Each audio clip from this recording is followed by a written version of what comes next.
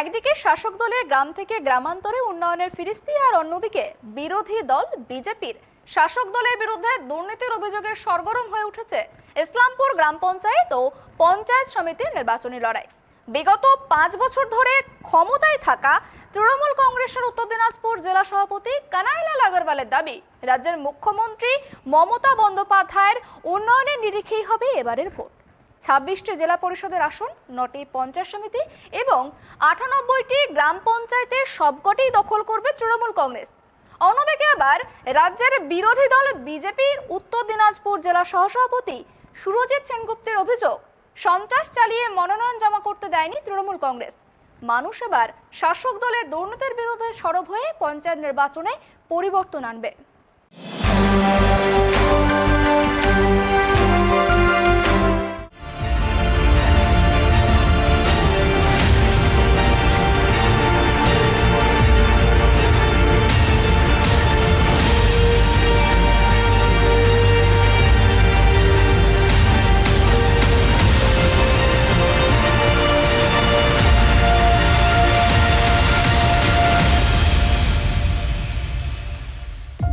তৃণমূল কংগ্রেসের সুপ্রিমো মমতা বন্দ্যোপাধ্যায়ের একান্ত অনুগত সৈনিক,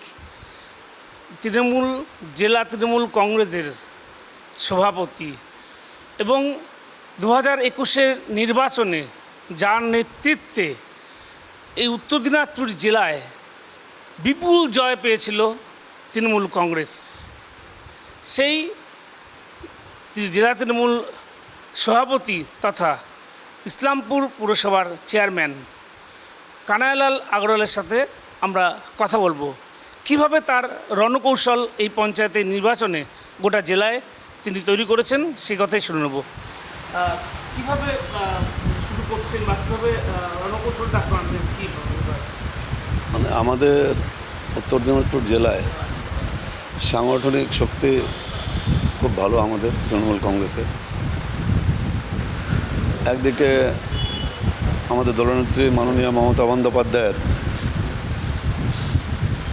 উন্নয়নমূলক প্রকল্প আছে, পাশাপাশি আমাদের সর্বভারতীয় সাধারণ সম্পাদক শ্রী অভিষেক বন্দ্যোপাধ্যায়ের যে কোচবিহার থেকে কাকদ্বীপ পর্যন্ত যে নওজোয়ার প্রকল্পটি হয়েছিল, এই নওজোয়ার প্রকল্পের মধ্যে দিয়ে জনসংযোগ যেটা হয়েছিল তাতে বিপুল সাড়া পড়েছিল আমাদের উত্তর দিনাজপুর জেলায়। আমরা তার পরপরই এই পঞ্চায়েত নির্বাচনে আমাদের গোটা জেলায় সাংগঠনিক অবস্থা খুবই ভালো আছে। আমরা সবগুলো পঞ্চায়েত সমিতি জেলা পরিষদ জিতব। গতকালই আমরা বিশেষ করে আমাদের এখানে ডক্টর শান্তনু সেন আসছেন, শ্রী অভিষেক বন্দ্যোপাধ্যায় ওনাকে পাঠিয়েছেন জেলায়। উনি আজ 4 দিন ধরে প্রত্যেকটি বিধানসভা এলাকায় পূর্ব নির্ধারিত কর্মসূচি অনুযায়ী প্রোগ্রামগুলি করছেন। সেই প্রোগ্রামেও বিপুল সাড়া পাওয়া যাচ্ছে। আমরা নিশ্চিন্ত আছি যে আমরা সবকটাই গ্রাম পঞ্চায়েত সমিতি জেলা পরিষদ সিট জিতব।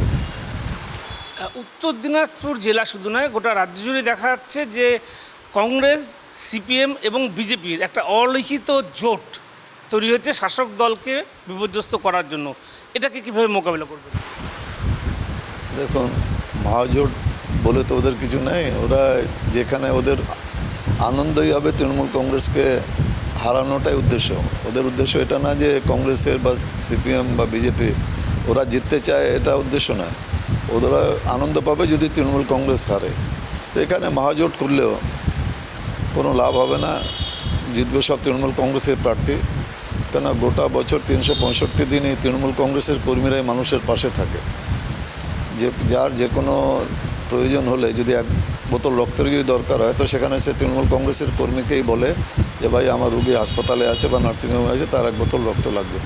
সেখানে তৃণমূল কংগ্রেসের কর্মীরা এগিয়ে আসে। তো সবসময় যখন তৃণমূল কংগ্রেসের কর্মীদেরই পাশে পায় তখন অন্য লোককে ভোট দেওয়ার তো কোনো প্রশ্ন নেই। একটা প্রশ্ন কানাইবাবু, সেটা করবো যে আপনার দলের ভেতরেও টিকিট না পাতে কিছু ক্ষোভ বিক্ষোভ তৈরি হয়েছে, সেই ক্ষোভ বিক্ষোভে কতটা সামাল দেওয়া যাচ্ছে? এক একটা সংসদের জন্য কয়েকজন প্রার্থী ছিল। নমিনেশনও ওনারা তৃণমূল কংগ্রেসের হয়ে ফাইল করেছিলেন, কিন্তু দল থেকে জেলা সভাপতি হিসাবে আমাকে নির্দেশ দেওয়া হয়েছিল যে আপনি একটা প্রেস মিট করে ওনাদেরকে অনুরোধ করুন যে যারা তৃণমূল কংগ্রেসের আদর্শে যারা বিশ্বাসী, তারা যদি নির্দল প্রার্থী হিসাবে থেকে থাকেন তাহলে তারা যেন প্রার্থীপত্রটা প্রত্যাহার করুন। সেই হিসাবে আমরা প্রেস মিট করে বলে দিয়েছিলাম। বেশিরভাগই প্রত্যাহার করে নিয়েছে, আর কিছু আছে। এখনই একজন আসছিল, বলল যে আমি দাদা প্রত্যাহার করতে চাই। এখন তো আর প্রত্যাহার করার সময় শেষ। আমি তাকে বললাম যে ভাই লিফলেট দিয়ে তুমি তোমার প্রার্থীপত্রটা প্রত্যাহার করে নাও, তুমি তৃণমূল কংগ্রেসের সঙ্গেই থাকবে, কোনো অসুবিধা হবে না। যারা এখনও পর্যন্ত প্রত্যাহার করেনি বা নির্দল প্রতীকেই জিতবেন, অথচ তৃণমূল কংগ্রেসের তিনি নেতা বা কর্মী, তাদের বিরুদ্ধে কোনো ব্যবস্থা? দেখুন, ব্যবস্থা তো আমরা জানিয়ে দিয়েছি, দলের পক্ষ থেকে প্রেস মিটের মাধ্যমে সবাইকে বলে দিয়েছি যে তারা যদি এখনই প্রত্যাহার না করেন প্রার্থীপদটা, তাহলে কিন্তু আগামী দিনে দল তাদেরকে গ্রহণ করবে না। এটা আমার প্রেস মিটের মাধ্যমে জানিয়ে দিয়েছে। সেই জন্য এখনও যারা প্রত্যাহার করেননি তারা আবার লিফলেটের মাধ্যমে প্রত্যাহার করবেন। একটা প্রশ্ন শুধু করছি, সেটা হচ্ছে বিরোধী দল অর্থাৎ বিশেষ করে সিপিএম, বিজেপি, কংগ্রেস, তারা একটা অভিযোগ করছে যে 2018-তে আপনাদের বিরুদ্ধে অভিযোগ যে সন্ত্রাস করে আপনারা গ্রাম পঞ্চায়েতগুলো, পঞ্চায়েত সমিতি বা জেলা পরিষদ দখল করেছেন, সন্ত্রাসের অভিযোগ তুলেছে। এবং তারা তো এবারেও কি সেই সন্ত্রাসের অভিযোগ তারা তুলছে এবারেও? সেই জন্য কেন্দ্রীয় বাহিনীও তারা বিরোধী দলের পক্ষ থেকে তারা বলেছিল এবং সেভাবে কেন্দ্রীয় বাহিনীও দেওয়া হয়েছে। তো সেই ক্ষেত্রে এবার মানে মানুষ কি অবাধ নির্বাচনে অংশগ্রহণ করতে পারবে? আপনার কি মনে হয়? না, নির্বাচন অবাধ হবে। মানে যারা বিরোধী দল আছে তারাও নমিনেশন করেছে। উৎসবের মেজাজে পঞ্চায়েত নির্বাচন হবে, এটা আমি দায়িত্ব নিয়ে বলছি। আর আমাদের দলের নির্দেশ এটাই আছে। 9000-এ যখন জনসংযোগ যাত্রা হয়েছিল, সেখানেও আমাদের অভিষেক বন্দ্যোপাধ্যায় মহাশয় এই নির্দেশই দিয়েছিলেন যে উৎসবের মেজাজে যেন পঞ্চায়েত ভোট হোক, free and fair panchayat vote election হবে, এটা আমি দায়িত্ব নিয়ে বলছি। ইতিমধ্যে কি কোনো গ্রাম পঞ্চায়েত বা পঞ্চায়েত সমিতি সেগুলো কি বিনা প্রতিদ্বন্দ্বিতায় জয়লাভ হয়েছে তৃণমূল কংগ্রেসের?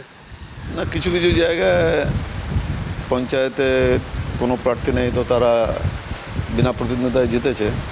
কিন্তু এই পার্সেন্টেজ হার্ডলি আমার হিসাবে 5%ও হবে, তার উপরে হবে না। 95%ই জায়গায় প্রতিদ্বন্দ্বিতা হবে। আমরা জানি যে জেলা তৃণমূল কংগ্রেস সভাপতি কানাইলাল আগরওয়াল দীর্ঘদিনের রাজনীতিবিদ, এমনকি তিনি কিন্তু প্রথম একজন গ্রাম পঞ্চায়েতের প্রধান ছিলেন। ফলে এই সাংগঠনিক বিষয়টা অর্থাৎ পঞ্চায়েতের রাজনীতিটা তার কিন্তু একেবারে নখদর্পণে। সেই অভিজ্ঞতাকে কতটা কাজে লাগাবেন? পঞ্চায়েত নির্বাচন তো প্রথম পঞ্চায়েত নির্বাচন হয়েছিল 78 সালে, তখন বামফ্রন্টের সময়। তারপরে 83 সালে পঞ্চায়েত নির্বাচন, তখন আমি পঞ্চায়েতের প্রধান হয়েছিলাম। তো পঞ্চায়েত নির্বাচন, যে কোনো নির্বাচনে সংগঠনটাই হলো ভিত্তি। আর সংগঠনটা হঠাৎ করে নির্বাচনের আগে তৈরি হয় না, গোটা বছর সংগঠনের মধ্যে সাংগঠনিক কার্যকলাপের মধ্যে দিয়ে থাকতে হয়। তো আমাদের সংগঠনটা খুব ভালো। খালি এটা না, গোটা পশ্চিমবাংলায় তৃণমূল কংগ্রেস ছাড়া কোনো দল নেই। এখন বিরোধীরা নির্বাচনের আগে কোথাও জোট, কোথাও মহাজোট করছে। মানুষ এত বোকা তৈরি আছে, মানুষ এইভাবে ভোট দেয় না। যতই জোট মহাজোট করুক, কোনো বিরোধী প্রার্থীকে ভোট দেবে না। বিরোধীদের একটাই ইস্যু, তারা দুর্নীতি ইস্যু, তাদের কোনো ইস্যু নেই, কি বলবেন? দুর্নীতি ইস্যু তো প্রমাণ করতে হবে, খালি অভিযোগ করলে হয় না। আপনার বিরোধীর বলতে বিজেপি তো 100 দিনের কাজের টাকা আটকে রেখেছে, বাংলা আবাস যোজনায় ঘরের টাকা আটকে রেখেছে। তো এইভাবে আর 2021-এ যখন বিধানসভা নির্বাচনে পশ্চিমবাংলায় কিছু করতে পারেনি, তখন থেকেই ওনাদের একটা জ্বালা। আর তারপরে এখান থেকে যারা লোকসভার সাংসদরা যারা জিতেছিলেন 2019-এ, তারাই গিয়ে আবার দিল্লিতে গিয়ে বলছে যে এদের টাকা দিবেন না, এমনি তো আমরা এদের সঙ্গে পারছি না, টাকা দিলে আমরা আরও পারবো না। তো ওই অজুহাতে টাকা আটকে রেখেছে। এনআরজিএসের টাকা, এনআরজিএ অ্যাক্ট আছে, national rural employment guarantee act আছে, 15 দিনের বেশি টাকা আটকে রাখতে পারে না। কিন্তু এখন এরা অজুহাত দেখাচ্ছে। তো এই অজুহাত দিয়ে আর কতদিন টাকা আটকে রাখবে? আমার বাড়িতে যদি একটা শ্রমিক কাজ করে, সন্ধ্যাবেলায় আমার এটা দায়িত্বের মধ্যে পড়ে, সন্ধ্যাবেলায় যেন তাকে টাকা দিয়ে দিই। শ্রমিকের ঘাম শুকানোর আগেই যেন সে নিজের মজুরিটা পায়। তো তো সেখানে বছর পর বছর টাকা আটকে রেখেছে, তারও মানুষ আর বিরোধীদেরকে কেন ভোটটা দিবে?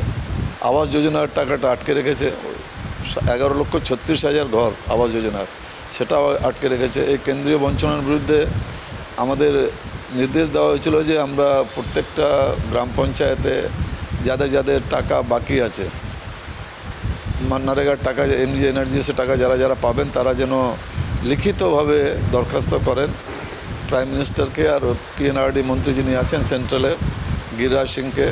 সেই হিসাবে গ্রাম পঞ্চায়েতে কাজ হচ্ছে, পঞ্চায়েতগুলিতে কাজ হচ্ছে, যারা যারা টাকা পাচ্ছেন তারা দরখাস্ত লিখছেন। এই সব দরখাস্ত নিয়ে প্রয়োজনে আমাদের অভিষেক বন্দ্যোপাধ্যায় নির্দেশ দিয়েছেন যে আপনারা সবগুলো নিয়ে আমরা কলকাতা অফিসে পাঠিয়ে দিচ্ছি, ওখান থেকে দিল্লি সব দরখাস্তগুলো নিয়ে যাবে। তারপরে পঞ্চায়েত পিএনআরডি মিনিস্টারকে বলতে হবে যে কেন এই টাকাগুলো আপনি দিচ্ছেন না। প্রয়োজনে সব লোক গিয়ে দিল্লিতে ধর্ণা দেবে। উত্তর দিনাজপুর জেলায় 98টা গ্রাম পঞ্চায়েত, 9টা পঞ্চায়েত সমিতি এবং 26টা জেলা পরিষদের আসন, এই সমস্ত সার্বিক ফল কতটা সফলতার সাথে? না না, ভালো ভালো ফল হবে। আপনারাও ঘুরে দেখতে পারবেন গ্রামে গঞ্জে তৃণমূল কংগ্রেস ছাড়া কোনো দল নেই। আর দল নেই বলেই কোথাও জোট, কোথাও মহাজোট এগুলো করছে। দল থাকলে তো আর মহাজোট আর জোট করতে হতো না। তো কোনো দল নেই, খালি দেখে কোনোভাবে যদি কিছু সম্মানজনকভাবে যদি হারে ওরা, এই পরিকল্পনাই ওদের আছে। আর আমাদের পরিকল্পনা আছে কত বেশি ব্যবধানে আমরা ভোটে জিতব। জেলা পরিষদ আর আমরা সহজে জিতবো, জেলা পরিষদ, পঞ্চায়েত সমিতি, গ্রাম পঞ্চায়েত আমরা সহজে জিতব। ধন্যবাদ। 2018 নির্বাচনে, পঞ্চায়েত নির্বাচনে বিরোধীরা অভিযোগ তুলেছিল শাসক দলের বিরুদ্ধে সন্ত্রাসের, ভোট লুটের। এবার 2023-এর নির্বাচন, কথা বলবো বিরোধী বিজেপির জেলার সহসভাপতি সুরজিৎ বাবুর সাথে। শুধু 18তে আপনারা অভিযোগ করেছিলেন যে সন্ত্রাস, ভোট লুট হয়েছিল, এবার কি আপনাদের অভিযোগ কি আপনারা ভাবছেন? 2018 নির্বাচনে তবুও আমরা কিছু নমিনেশন জমা করতে পেরেছিলাম। চোপড়ায় ধরুন, আমরা নমিনেশন প্রায় 1500-এর মতো আমরা নমিনেশন ফাইল করেছিলাম পঞ্চায়েত সমিতি দিয়ে, আর এবং জেলা পরিষদের 3টা প্রার্থী আমরা দাঁড় করিয়েছিলাম। এবার তো নমিনেশনই জমা করতে পারলাম না। এবং নমিনেশন জমার শুরুর দিন থেকেই আপনি দেখবেন গোটা রাজ্য থেকে আমাদের এইসব এলাকায়, বিস্তীর্ণ এলাকাও সমান্তরে সন্ত্রাস। এবং কি চোপড়াতে তো বিরোধীরা কেউ নমিনেশন আমরা জমাই করতে পারলাম না। তো 2018 বা 2013 বলুন আর 2023 বলুন, আর ঠিক কোনটা কাকে ছাপাচ্ছে এটা বলা মুশকিল। তাহলে এবারেও তাহলে অবাধ বা শান্তিপূর্ণ ভোট হওয়ার কোনো সম্ভাবনাই নেই? এখনও অবধি যা বাতাবরণ তৈরি হয়েছে রাজ্যে শুরুর দিন থেকে এখনও পর্যন্ত প্রায় 11 জনের মতো প্রাণ চলে গিয়েছে, আজকেও একজন বোমাতে মারা গিয়েছে। তো সেই অনুপাতে যদি দেখা যায় কোনো সম্ভাবনাই নেই। যদিও নির্বাচন কেন্দ্র বাহিনী দিয়েও বা কোনো জায়গা হয়তো একটু একটু তাও হবে, কাউন্টিং হবে না। কাউন্টিং হলেও পঞ্চায়েত গঠন হবে না। বিরোধীদেরকে ক্ষমতার বাইরে রাখতে হবে। বিরোধীদেরকে কোনো রকম পঞ্চায়েত বা পৌরসভা বা জেলা পরিষদ এগুলোতে বিরোধীদেরকে রাখা যাবে না। এটা শাসক দল এক প্রকার সিদ্ধান্ত নিয়ে নিয়েছে। কারণ বিরোধী দল যখন চলে আসবে, এই যে চুরি, এই চুরি সামনে চলে আসবে। কারণ অবাধে চুরি হয়েছে, উন্নয়নের টাকা যেভাবে নয়ছয় করা হয়েছে আজকে সেটা প্রমাণিত। এবং বিরোধীরা শাসন ক্ষমতা আসলেই সব সত্য সামনে চলে আসবে, যার জন্য যেন তেন প্রকারে বিরোধীদেরকে আটকাও। শুধু একটা প্রশ্ন আমি করব, সেটা হচ্ছে যে কেন্দ্রীয় বাহিনী দিয়ে এই নির্বাচন পরিচালনা করা বা সুষ্ঠু নির্বাচন করার জন্য রাজ্যপালের হস্তক্ষেপ করা হয়েছে বিরোধী থেকে, আপনাদের পক্ষ থেকে, যেটা নিয়ে বারবার করে আবেদন করেছে এবং রাজ্যপাল সাড়াও দিয়েছেন এবং হাইকোর্টও রায় দিয়েছে এবং সেভাবেই কেন্দ্রীয় বাহিনী দিয়ে নির্বাচন হবে। এরপরেও কেন বলছেন যে প্রথমত বলে দিই যে এই রাজ্যপালকে দিয়ে বলানো বা কোর্টের অর্ডারে সেনাবাহিনী দিয়ে ভোট করানো, অন্ততপক্ষে লোকাল বডির পঞ্চায়েত ভোট, এটা কি রাজ্যের পক্ষে লজ্জাজনক নয়? এক। দ্বিতীয় কথা হচ্ছে যে কেন্দ্র বাহিনীটাকে এখানে পরিচালনা করবে কারা? ওই ডিএম, ওই এসপি, আইপিএস আইএস অফিসাররা, যারা চটি চাটতে চাটতে এমন জায়গায় পৌঁছে গিয়েছে যে এখন তারা কেন ওই পড়াশোনা করে আইপিএস আইএএস হলো, বা কেন তারা আইপিএস আইএএস অফিসার হওয়ার আগে যে শপথটা যে নিতে হয়, সেই শপথটাতে শপথ বাক্য যে কী পাঠ করেছিল সেটা বাদ দিয়ে তারা হয়তো বলেছে যে দিদি জ্ঞান, দিদি প্রাণ, দিদি মন, দিদি সব কিছু, দিদি মানে মুখ্যমন্ত্রী যা বলবেন, যে নির্দেশ দেবেন তার বাইরে তারা অ্যাকচুয়ালি করবে না।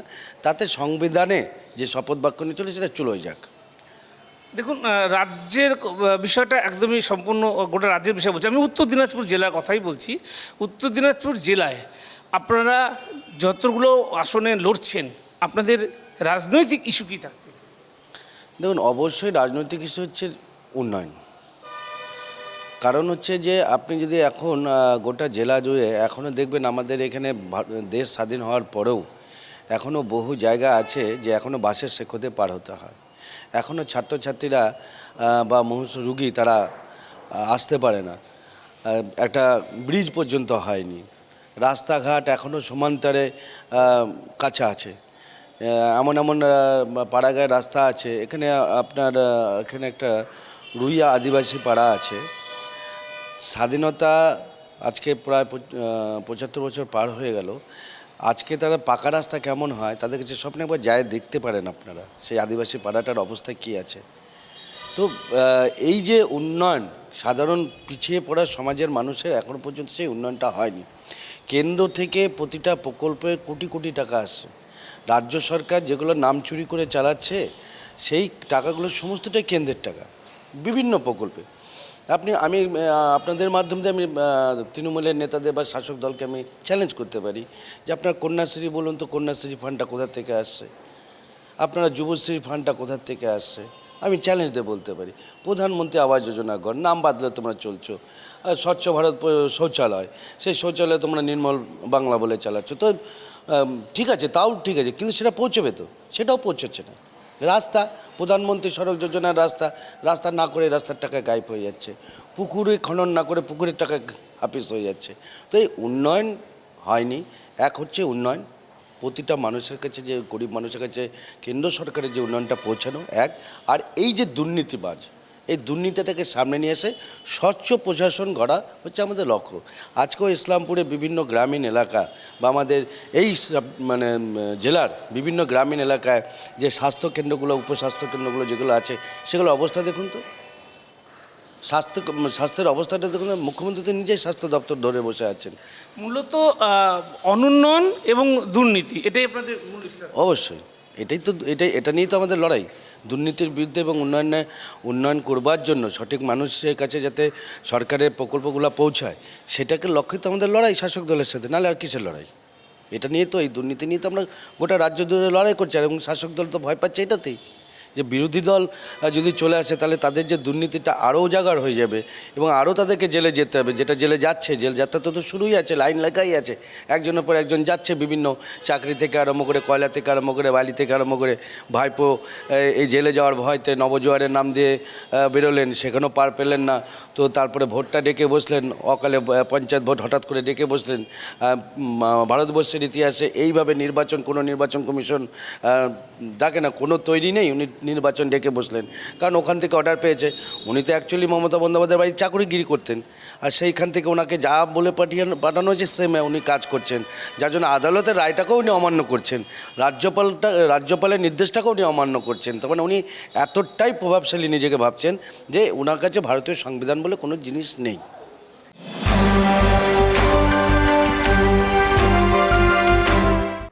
রাজ্য দেশ বিদেশের সমস্ত খবরের আপডেটের পাশাপাশি সাঁওতাল সহ সমস্ত আদিবাসী জনজাতির কথা আপনাদের সামনে তুলে ধরেছি আমরাই, দেশের প্রথম এবং একমাত্র সাঁওতালি ভাষার আদিবাসী satellite national news channel tribe TV. দেশের গণ্ডি ছাড়িয়ে গোটা বিশ্বের কাছে তাদের জীবনযাপন, সংস্কৃতি, সুখ দুঃখ, সমস্যা সহ সমস্ত না জানা কথা আপনাদের ড্রয়িং রুমে পৌঁছে দিতেই এই প্রচেষ্টা ট্রাইব টিভির কর্ণধার কৃষ্ণ কল্যাণের।